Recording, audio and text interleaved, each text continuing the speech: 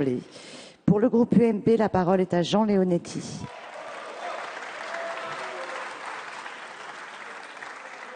Madame la Présidente, Madame la Ministre, mes chers collègues, que d'arrogance, que de mépris, que de clivage. Qu'est-ce que c'est que le débat bioéthique? N'est-ce pas le doute? N'est-ce pas le débat?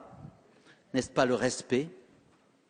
Et dans le débat que nous avons eu, tronqué, oui, effectivement, une nuit, en été, en session extraordinaire, au travers d'une proposition de loi, nous avons bâclé un débat qui méritait que nous nous respections et que nous nous parlions sur un sujet qui est complexe, peut-être avec la tonalité plutôt de M. Schwarzenberg que de celle de M. Touraine, et plutôt avec une réflexion qui est l'équilibre qu'on doit trouver entre la science et justement la dignité de la personne.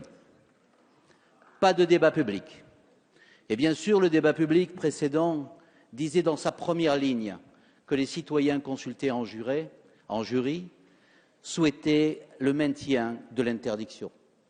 Donc il ne fallait surtout pas leur redemander leur avis. Pas d'avis du Comité consultatif national d'éthique, pourtant extrêmement étayé et très partagé, et sur lequel on aurait pu redemander quelques précisions. Pas de commission spéciale. Il aurait fallu donner la présidence à un membre de l'opposition, comme nous l'avions fait antérieurement, ce qui ne peut pas vous effleurer dans un seul instant dans la pluralité et le respect de l'autre. Non, vous avez décidé d'avoir moralement raison parce que vous êtes momentanément majoritaire. Eh bien, vous êtes en rupture avec l'idée de la bioéthique. Faudra-t-il que l'éthique change chaque fois que la majorité change? Eh bien, si nous revenons un jour au pouvoir, nous ne ferons pas le passage en force que vous venez de faire. Et nous reprendrons la consultation du comité d'éthique et des citoyens parce que nous ne sommes, nous, pas persuadés d'avoir raison. La recherche est-elle entravée? Non. Elle ne l'est pas et d'autres voies de recherche, nous l'avons évoqué, s'ouvrent. Mais peut-être est-ce, comme l'ont dit les chercheurs, l'attractivité industrielle de la France qui est en question et plutôt les financements par les laboratoires privés qui pressent et qui demandent qu'on légifère et qu'on légifère vite parce qu'il y a urgence à faire des batteries de cellules embryonnaires pour tester les médicaments. Vous dites penser aux malades. Moi, je vous demande de ne pas susciter des espoirs déçus. Vous savez très bien que la recherche d'aujourd'hui n'aura des effets que dans 20 ou 30 ans. Ne laissez pas croire que les gens attendent et qu'ils seront guéris parce que nous votons aujourd'hui une loi qui bafouerait la dignité de la personne. La question est donc de savoir, au fond, puisque la recherche n'est pas entravée, d'ailleurs les chercheurs le disent, ils ont simplement une difficulté à obtenir des financements privés. Qu'est-ce que c'est que l'embryon? Eh bien, ça n'est pas, Monsieur Touraine, comme vous l'avez dit en débat, un simple amas de cellules et un matériel à utiliser pour le laboratoire. Et d'ailleurs, le comité d'éthique devrait vous inspirer. Il dit que, effectivement, c'est une personne humaine potentielle. Et donc, il ne s'agit pas de déifier l'embryon, mais il ne s'agit pas non plus de le chosifier et d'en faire un objet.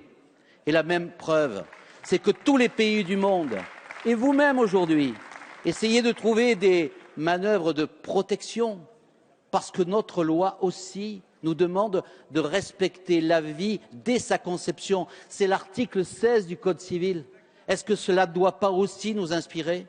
J'ai entendu vos arguments, Madame la Ministre. Vous avez parlé pour les chercheurs. Eh bien, il faut parler pour les chercheurs, que je respecte profondément, pour avoir, moi aussi, un peu traduit d'anglais, puisque vous avez laissé penser que nous ne savions pas traduire l'anglais, et un peu fait d'études scientifiques, puisque un certain nombre d'entre nous ont au moins autant de compétences d'un côté que de l'autre. Je voudrais simplement rappeler que la recherche est la recherche fondamentale, est indispensable et qu'elle n'est pas entravée par le texte de loi actuel. Il y a simplement un interdit affirmé. Et cet interdit, c'est le même qui est un interdit qui permet la loi sur l'avortement de Simone Veil. Et c'est le même interdit qui protège justement la vie humaine et qui permet par dérogation de faire les expériences et l'expérimentation nécessaires dans le but de l'intérêt de la médecine et de l'humanité. Enfin, ne faites pas cet amalgame, ou plutôt cette dissociation manichéenne. D'un côté, il y a les chercheurs et les malades, et de l'autre côté, il y a la morale établie. D'un côté, il y a la science, et de l'autre côté, il y a la morale. D'un côté, il y a le bien, et de l'autre côté, il y a le mal. Bien non. Le débat éthique, c'est le bien contre le bien. C'est un conflit de valeurs. Et ce conflit de valeurs, ce dilemme incessant qui apporte normalement une inquiétude, c'est-à-dire de sortir de la tranquillité de l'esprit qui considère qu'il a raison. Vous n'avez pas raison. Je ne suis pas sûr d'avoir raison, mais je suis sûr que vous avez tort d'être sûr d'avoir raison.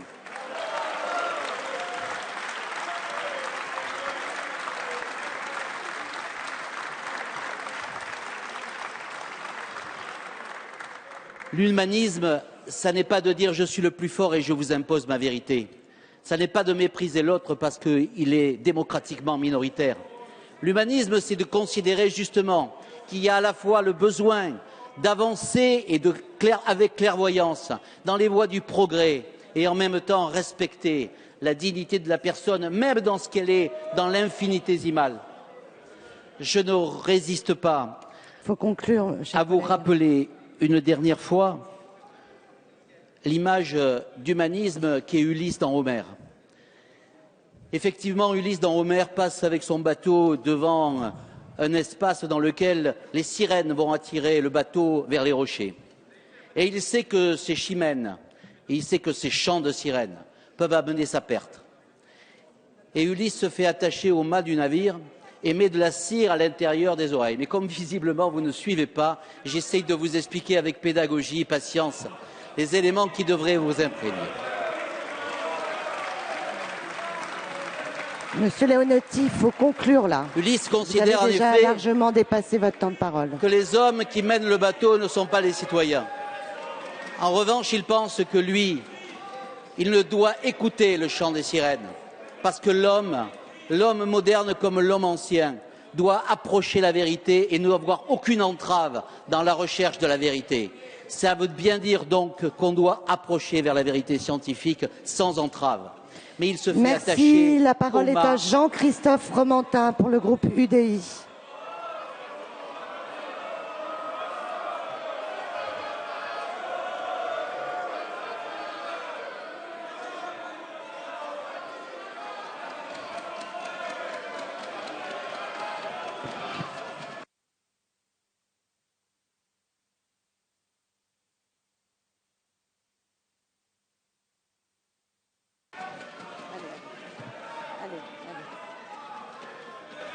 Mes chers collègues,